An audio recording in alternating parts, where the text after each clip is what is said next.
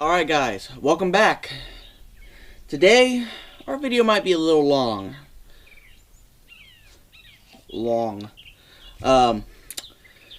This is a rifle that I've had for about 6 months now, give or take. And the reason why I have not done a review on it as of yet, because I really wanted to fill it out, figure out its quirks and stuff like that. I think I got everything kind of figured out on it. But before we get to the rifle, if y'all wouldn't mind, give me a like and subscribe. That would be awesome. Really help me out.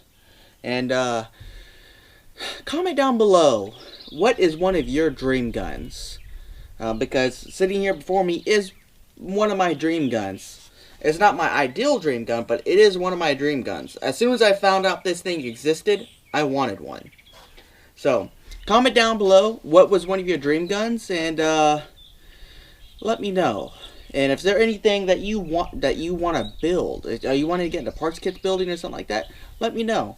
You can actually build one of these from parts kit. I don't suspect it's going to be any cheaper than just buying a new one, but you can. Anyways, today we're talking about the PSL-54 made in Romania by Kogir. So, the easiest way I can explain this rifle is, think of it like the KSU-74 is AK for up close, short AK, and the regular AK is AK for everything, and this is long AK for guy way over there. So basically what the PSA-54 is, or the PSL-54 is not a sniper rifle like many people think it to be. Same thing with the Dragunov. That's not a sniper rifle either. That is a marksman rifle. Same thing as this. It's not made to be a sniper rifle. Never been a sniper rifle. That's solely a movie and video game invention. But what these are meant for is to give a squad the option to reach out their engagement distance. And depending on where you look, this rifle is good for, you know, anywhere between 600 to 800 yards. Now, if you're talking about real accuracy, you're not getting super good accuracy at that ranges with a stock rifle, but it is enough to make somebody start ducking their heads and kind of not keep fighting. And that's what it's for. Mainly, it's meant to give support to your to the rest of your squad, make the guys go over there, duck down. That way, they can move in closer and, you know, engage with the shorter range weapons. It kind of serves a similar purpose as what light machine guns were for. It's a suppressive fire. Now, these can be rather accurate once you find the right ammunitions. AK Operators Union, he has one that he's done a lot of work on, and he can accurately shoot his at 800 yards. But he's done a bunch of work to his. I've done some of the modifications, but he has a lot done to his. He has it suppressed. He has the gas adjustable gas piston in it, which I also have. Buffer, tuned his, a whole lot thing. The issue with the accuracy with these rifles are they were only tuned to shoot light ball surplus ammo. And so once you start getting to the heavier ball ammunition, which these rifles actually like, these rifles will beat themselves to death. Because unlike the Zastava M76s, there's no adjustable gas block on these. So, you run into that problem. So, basically, let's go over the layout of it. It's a marksman rifle in 7.62x54R. It uses a 10-round detachable magazine. I only have one. These are very expensive. It is a rock and lock, just like every other AK. These are based off of the RPK chassis. So basically, the history behind this is Russia. Yeah, Russia was up doing their Russian things and did some invading. Good evening. Once again, the Soviet Union, demonstrating a colossal contempt for the opinion of mankind, has resorted to brute force to keep a satellite nation under control.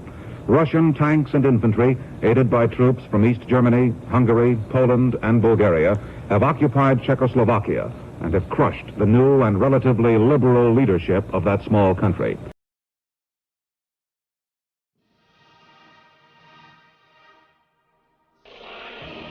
August 21st, 1968. Stunned Prague residents awoke to the sight of tanks and soldiers parading through the streets of the capital. In the space of one night, the Soviet Union and its Warsaw Pact allies had just successfully invaded Czechoslovakia.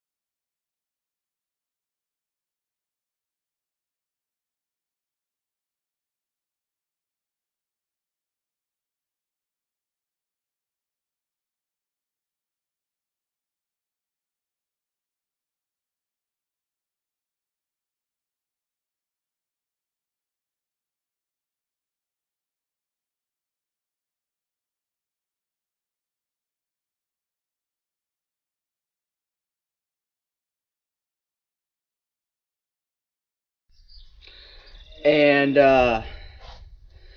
Romania didn't necessarily approve of their actions, and they made it very vocal that they were against it. Now, what that caused Russia to more or less say, you know what, we got this new Dragunov that we just developed. It's our marksman rifle. Everyone else is getting the tech packages so they can build their own, except you. So they were denied that tech package. So at that time they started really realizing the need for a marksman rifle for their squads, and they went ahead and they decided to design their own rifle, and they used the RPK as the base for that. So basically all they did is they stretched the RPK and chambered it in 7.62 by 54R. Now I know these magazines look similar to the Dragunov, but they are not interchangeable. There is no part on this rifle, except for this scope, that is interchangeable. And we'll get to that optic here in a little while. And there's actually a bunch of history on this rifle, and which is why this video is probably going to run a little long just on this itself. So they did that, and they started fielding these as their marksman rifle, and they actually still field them to this day. They are still in their active military, and they still field them. So that's kind of cool that it is built and still active. Now, this rifle was built in the Kyrgyz factory, and it actually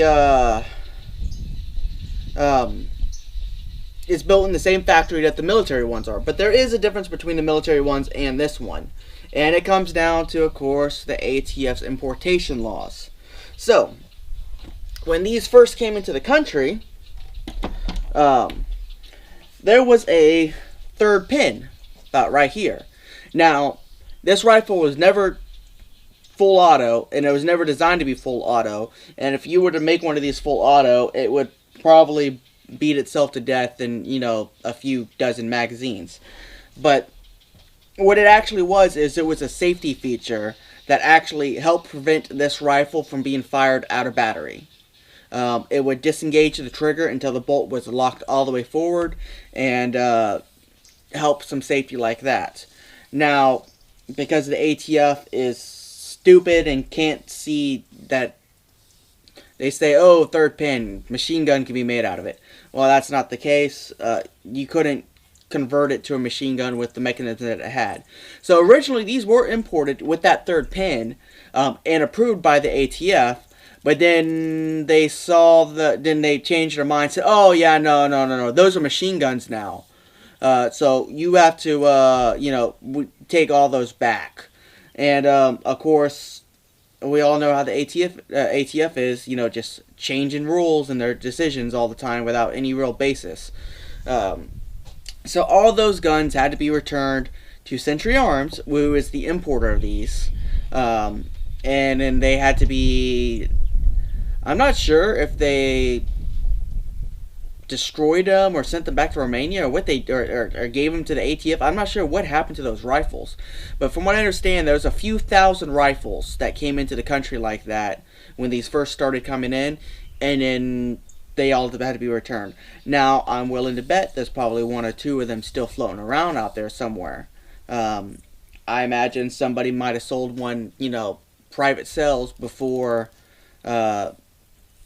they had to be turned in, so there might be a couple of them floating out there.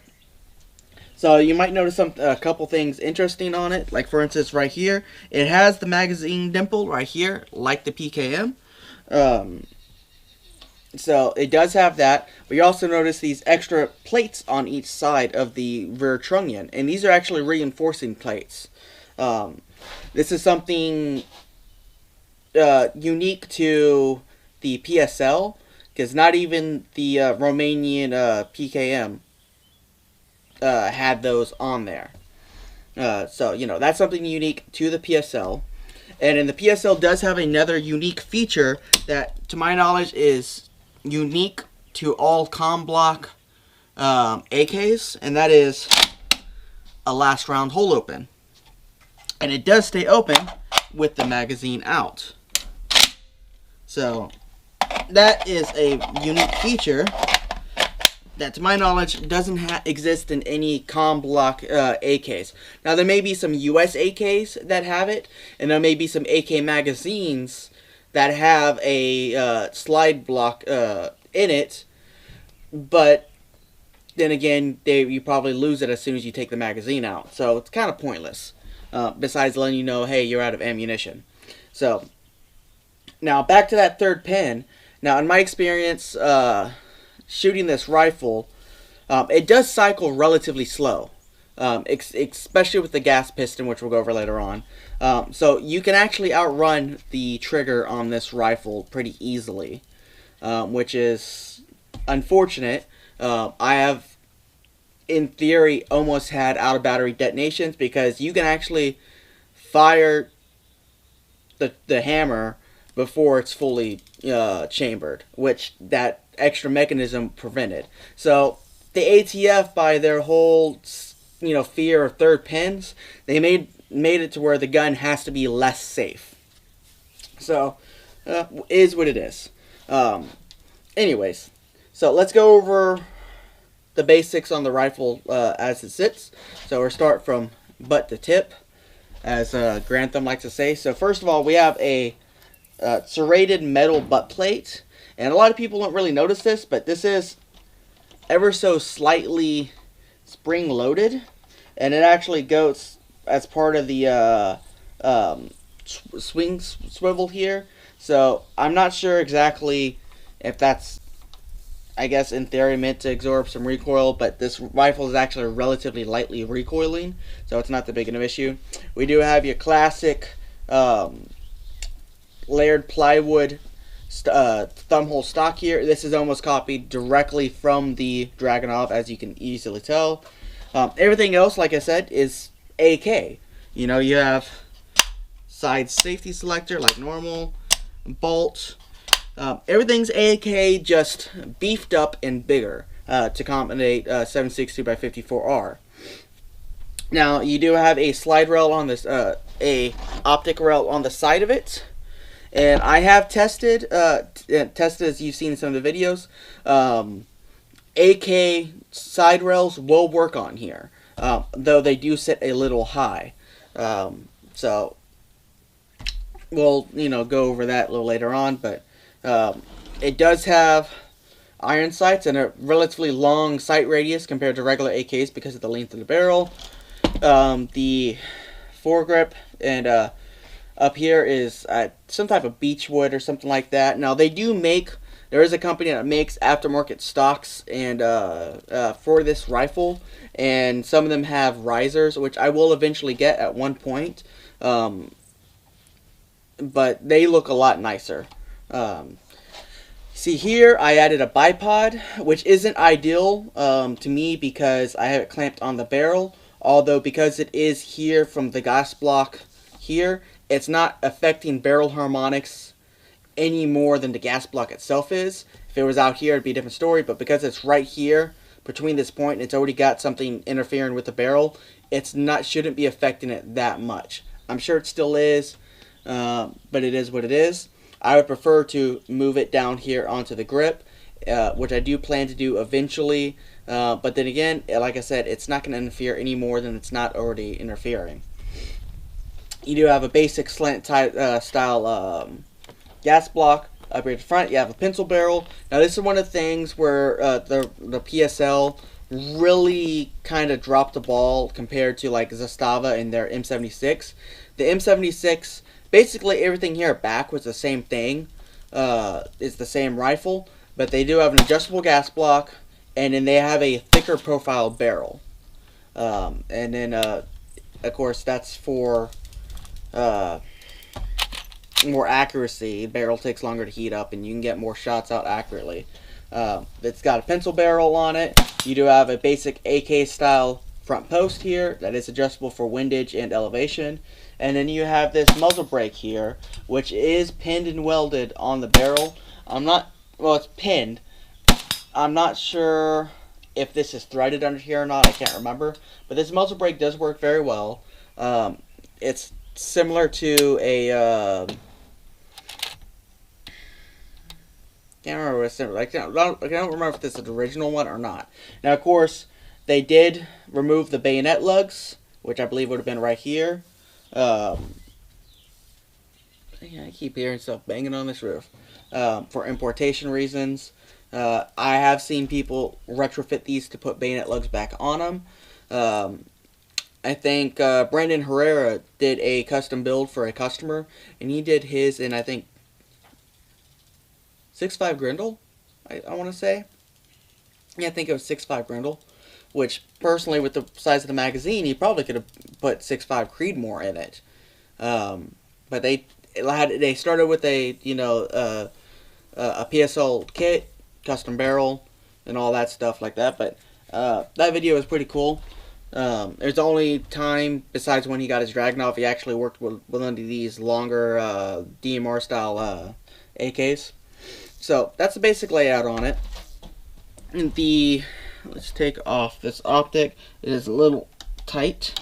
We'll get back to this here in a minute. You do have your basic iron sights here. Like I said, you have a really long sight radius on this, and it is graduated from P, which I'm assuming is battle sight, and then it's 1 all the way up to 1200. And the 1200 is what I would assume to be meters, seeing to how it's Romanian. But of course, if you have something like this, you're not really using iron sights on it. You're going to be using one of these. And we'll talk just about the optic here in a minute. So first of all, let's talk about takedown on these. If you know AKs, it takes down just like an AK. So, take the mag out, and I will show you it is clear. Okay. Take it out. Now, I did install a buffer in this as well, and it is a modified regular AK buffer that I trimmed down to be just thin. And that's part of the reason, because I have this gas tube, which I'll show you in a little while, closed all the way, because I was having issues with this thing cycling ammunition at first, even heavier ball ammo. I found a couple ammunitions it likes just fine, which I'm assuming are hotter, but this thing doesn't like everything yet, and I'm assuming that's just because it hasn't been broken in just yet. So, and then I did have to trim this down a lot thinner, because it was interfering with the bolt come back all the way to lock open. So you do have to trim it down, but you can use a regular AK buffer on here. So your spring comes out just like a regular AK.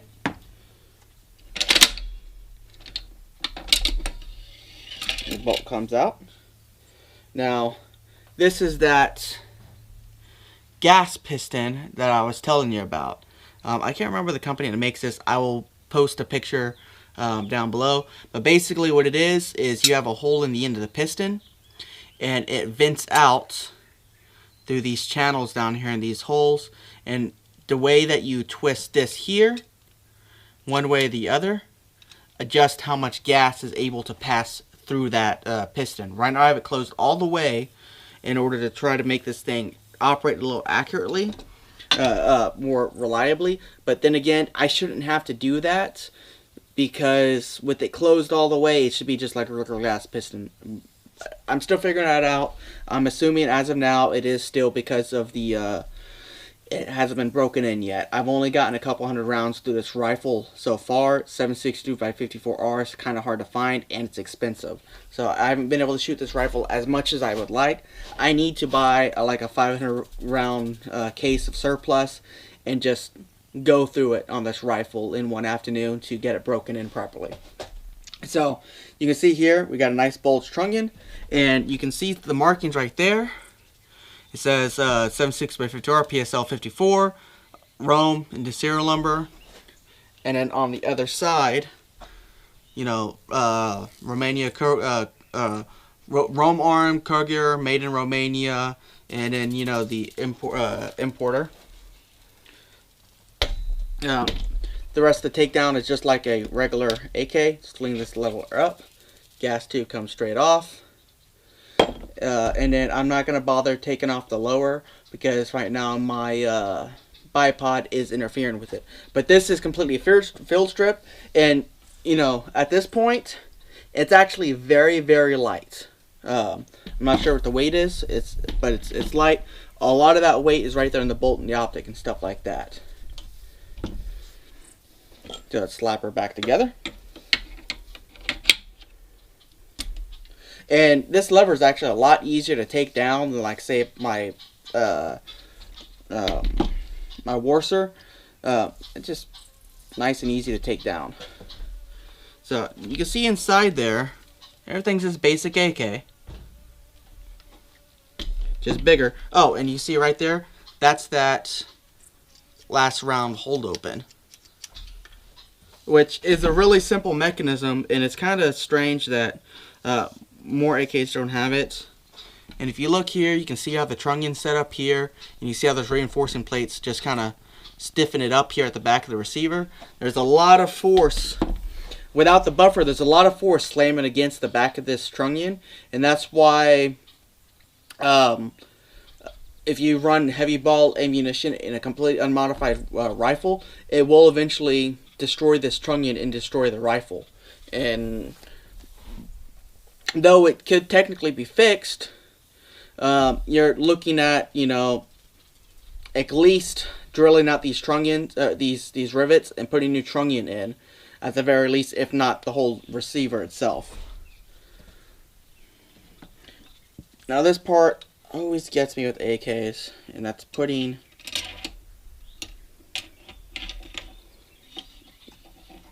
the bolt and carrier back in.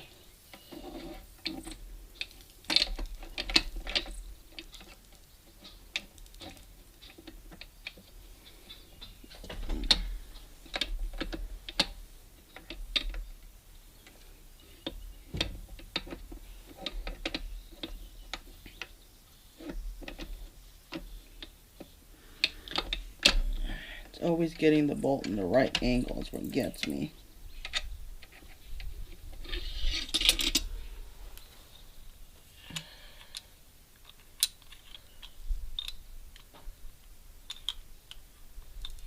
And there we go.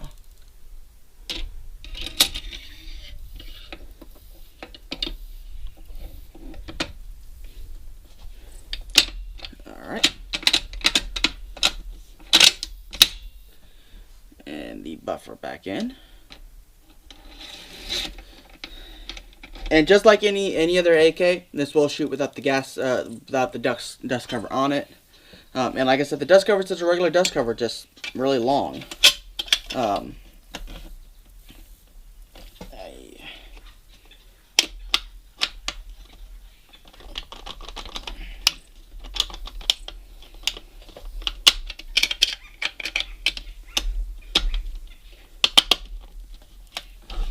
The one thing I never liked about AKs is just the way the dust cover comes on.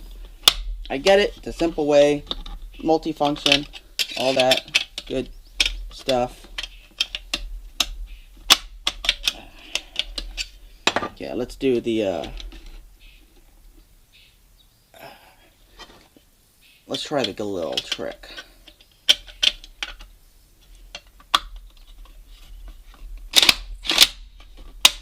There we go. Alright. So, let's go ahead and ghost the trigger on this. So, okay. Okay, so, let's drop the bolts. Okay, we're going to start. A little bit of take up. Kind of crunchy, and then there's a wall right there, slight click, more take up, and then boom. Okay, let's check the reset. Some travel. Ooh, a lot of travel to get to that reset. It's not great. It's not fantastic. I gotta do a bit of research. I'm not sure if regular factory AK triggers will go in here.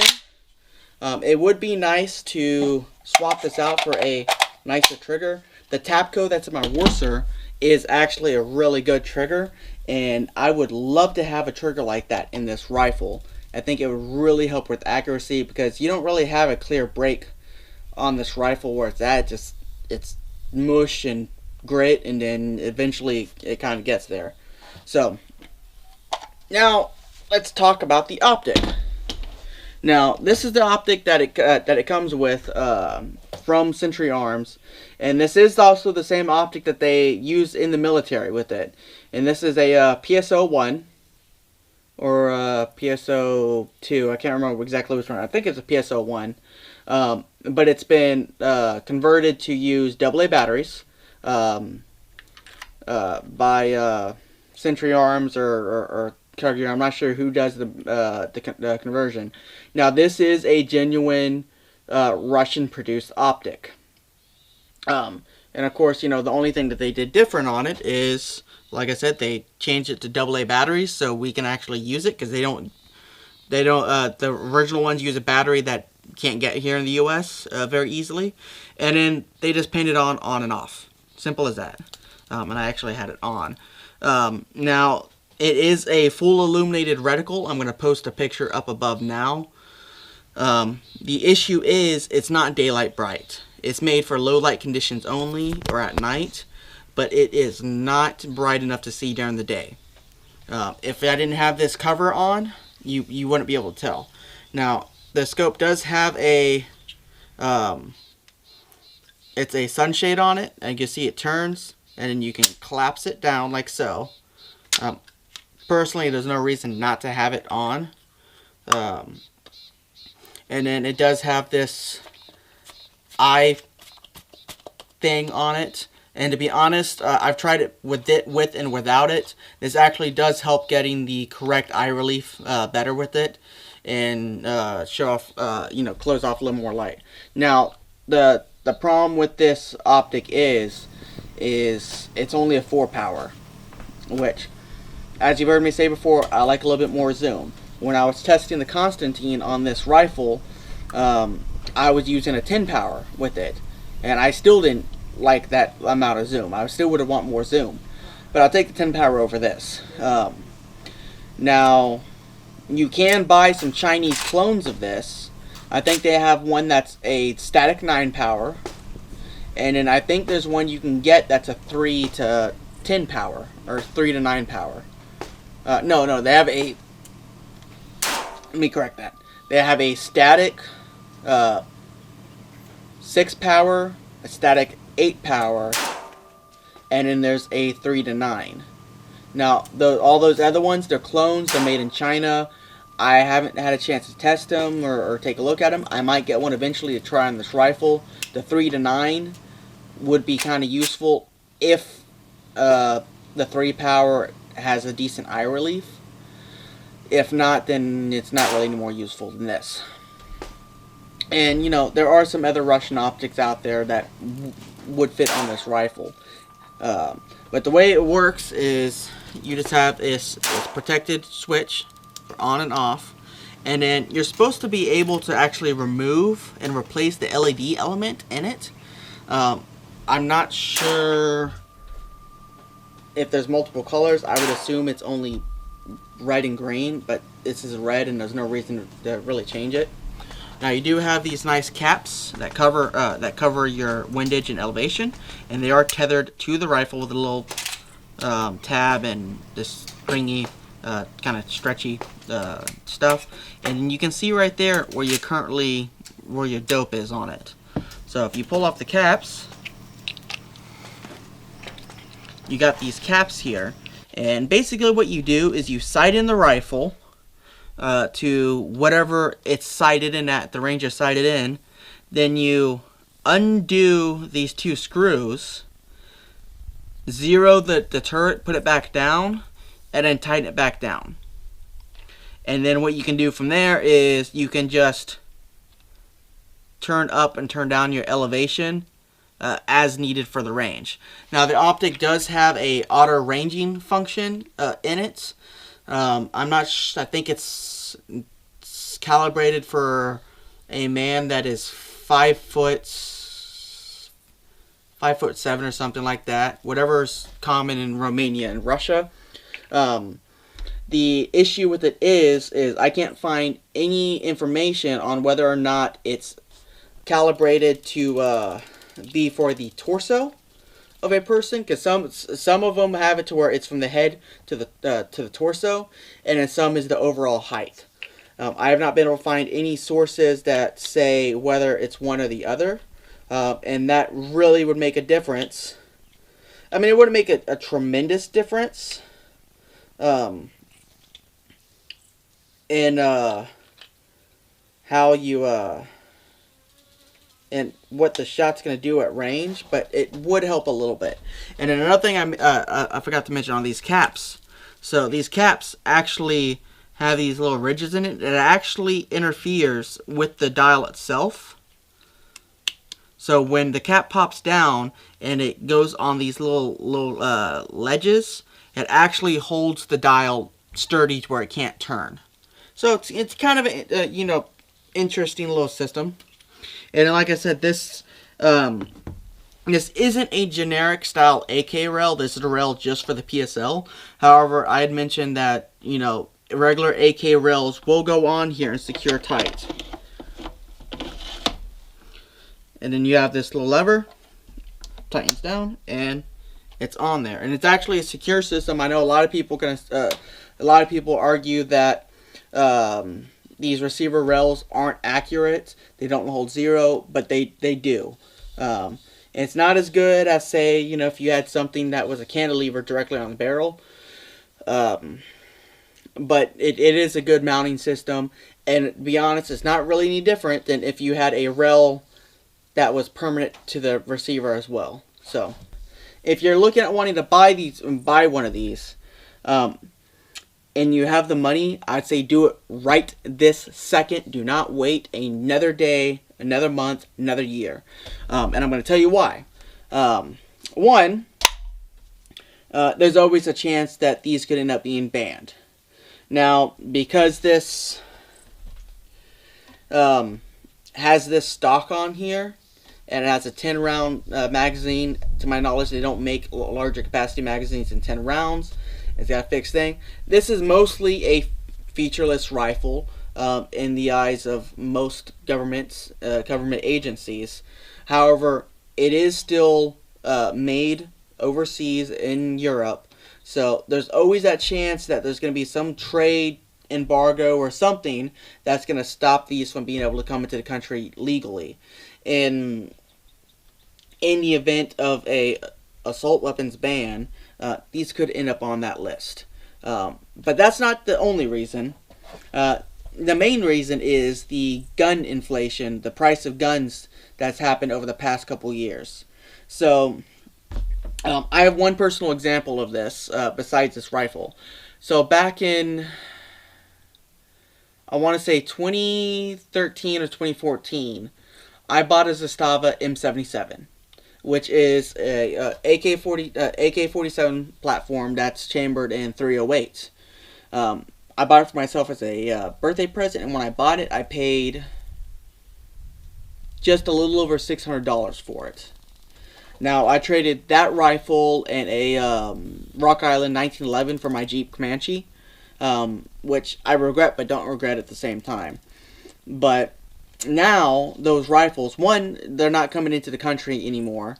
They're not being imported by Zastava. Classic Firearms, I bought it. They don't got them. And when you do find them on the secondhand market, which is rare, they're running $1,200 to $1,400. They've gone up. They've more than doubled in price. And the same thing is with these, except it's even greater. So about the same time that I bought my my Zastava M77, I've read that these were around the same price. They're around $600, give or take. $600-$700. Well, fast forward to now when I bought this rifle, I actually found a really good deal on it, and I paid $2,200 for it. And if you look around, there's people selling these all the way up as high as $2,700, almost $3,000. And I'm gonna bet before the end of Biden's first term, if he gets reelected, God forbid he does, I'm gonna predict that before that time, in the next 2 years, that these are probably gonna maybe reach $3,000. And the Zastava M76s, though, which is the direct competitor to those are already almost $3,500. Now, objectively, they're a better rifle, but they're already, $1,000 more than this. So, if you have the means and you want something like this, you want something that's like a Dragunov, and you can't afford a real Dragunov, because I don't know if you've looked at the price of real Dragunovs. Even the Chinese Tigers, they're north of $12,000 to $14,000, and real Russian Dragunovs, which are really rare in the U.S., those are really expensive. Those are up into the 20s. I've seen them on Gunbroker for $30,000 before. So keep that in mind. These are, as of right now, they're still coming into the country unimpeded.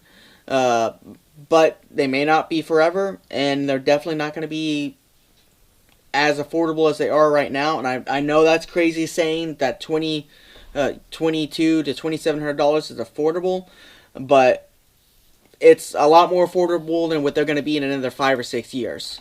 So I have a feeling in another 5 or 6 years, a lot of the specialty, less known AK variants like this are going to just skyrocket, especially once the collectors start really noticing this kind of thing, because this is still kind of an underground type rifle. I mean, Brandon Herrera's only mentioned one once, had one video on one, and he's the US AK guy. Ian McCullen over at Forgotten Weapons, he's had one video on this rifle, and then Matt over at Demolition Ranch, he just got one of these a month or two ago. They're only just now starting to show up on the radar of a lot of the bigger YouTubers over these past couple years. But they've been in the country for a long time. I'm not sure when they started importing them exactly. It may have started... Sandhill Cranes. It may have started right after the assault weapons ban. I'm not 100% sure on that. But as far as I know, Century Arms has been the only ones who's ever imported them. Once again, I may be wrong on that, but as far as I know.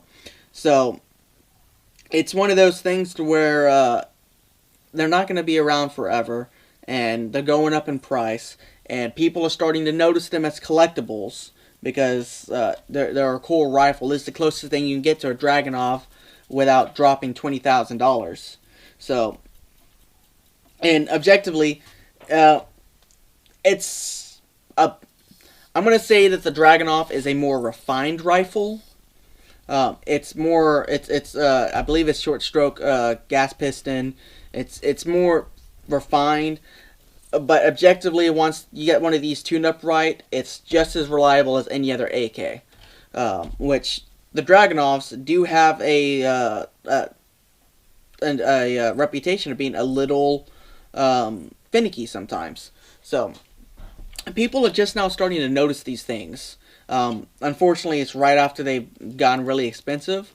But if these things ever do get banned, either by some import embargo from, Slavic nations or something like that, these are going to just skyrocket. If the importation of these ever get banned for any reason, I would not be surprised if you see these go up to $10,000. I know that's a huge prediction, but that seems to be the trend. And I say that because, I mentioned in another video, I was going to buy a Polish DP-28, and the kit, the parts kit was a little over $600, but I bought my PPS-41 kit instead, and those sold out from the one website that had those, and now there's still some suppliers out there, but now the kits are over $1,200, and that's just in the past 6 months. Not even 6 months. That's like 4 months, So, a lot of this stuff, the collectible stuff, has gone up really high in price since the Ukraine war started, and I'm sure somebody's over in Ukraine right now. So anything that's parts kits or actual imports like this that are built overseas, I would say start getting them now, collecting them now, because they're not going to be here forever, and the prices is going up. As far as reliability on it, like I said, this rifle's still breaking in. I found some ammos it likes, some it doesn't like. I might end up switching the factory gas piston back in to see if it's a little bit more reliable like that. I've been trying to get in contact with AK Operators Union to see if he can give me some tips on really fine-tuning this thing. I really would like this thing to just eat anything I put in the rifle. If I can get it to where I can eat anything I put in the rifle and it runs reliably, I'll be happy with it. But I do hope to, if the hogs ever start showing up consistently here on the property, trying to use this thing to take some hogs, or whatnot. If there's anything that I missed or any questions you have specifically about the rifle itself, post that in the comments, and I'll look at it and see what I can figure out for you on it, and we'll go from there on that. But anyways, this is the PSL-54. Y'all guys have a good one.